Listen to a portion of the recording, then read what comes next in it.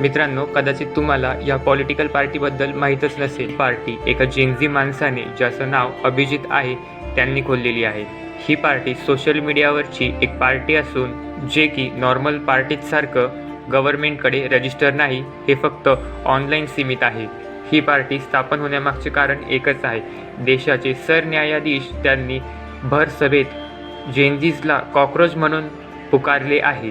Youngsters like cockroaches.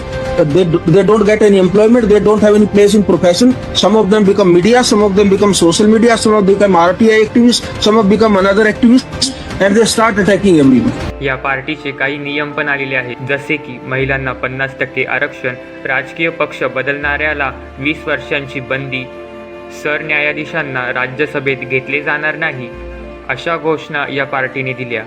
या पार्टीचे इंस्टाग्रामवरती 2.4 मिलियन फॉलोअर्स आहेत. या पार्टीचा सोशल मीडियावरती गाजावाजा तर आहे, पण खरंच सरकारने जेनझीजवरती बोट उठवून चुकी केली. कारण आजच्या यूथने नीटसारखे पेपर लीक आणि अशा अनेक एज्युकेशनल गोष्टी फेस केलेल्या आहेत.